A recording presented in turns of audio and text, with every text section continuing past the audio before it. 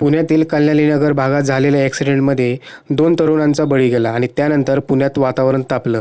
Porsche या गाडीने जोडप्याच्या दुचाकीला धडक दिल्याने हा अपघात झाला. ही पोर्श गाडी अल्पवयीन मुलगा चालवत होता.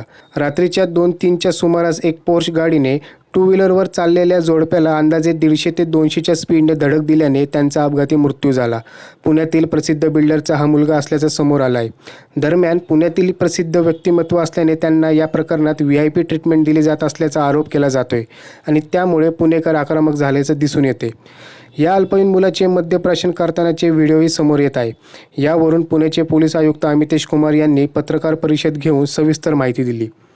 आपण जाणून घेऊया की पुण्याचे आयुक्त नेमकं काय म्हणाले. तत्पूर्वी मित्रांनो, तुम्हाला सांगू इच्छितो, ज्यांनी आपल्या चॅनलला सबस्क्राईब केलं नसेल त्यांनी आपल्या चॅनलला सबस्क्राईब करा आणि अशाच माहितीसाठी अपडेट राहा.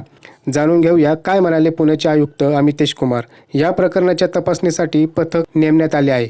युद्ध पातळीवर CCTV फुटेज तपासण्यात येत आहे. सामग्री, अल्कोहोल आदी सर्व दृष्टिकोनातून चौकशी करण्यात येणार. या प्रकरणातील कोणताही निगेटिव्ह रिपोर्ट आलेला नाही. ब्लडचे रिपोर्ट आलेले नाहीत, असं पोलीस आयुक्त म्हणाले. आरोपी मद्यप्राशन करत असल्याचे व्हिडिओ सोशल मीडियावर व्हायरल होत असल्याने त्यावर पुढे ते म्हणाले, आरोपीने मद्यप्राशन केले होते. दोन्ही CCTV फुटेज मिळाले आहेत. त्यात ते मद्यप्राशन करताना दिसत आहेत. त्यांनी ऑनलाईन पेमेंट केलेलं आहे. ही दारूची ऑनलाईन पेमेंट आहेत.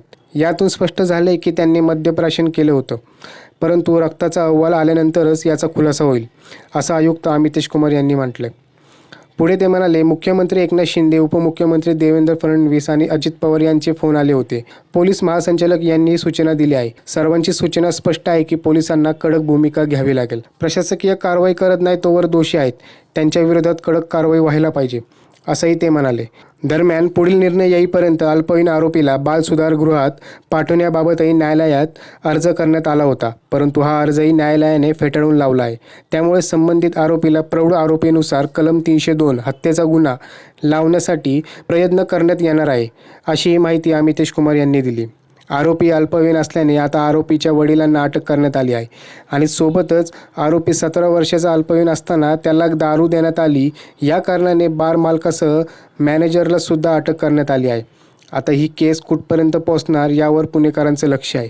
या घटनेबाबत तुमचं मत काय हे आम्हाला कमेंट बॉक्समध्ये नक्की कळवा आणि अशाच माहितीसाठी विषय मुद्द्याचा या चॅनलला सबस्क्राईब नक्की करा.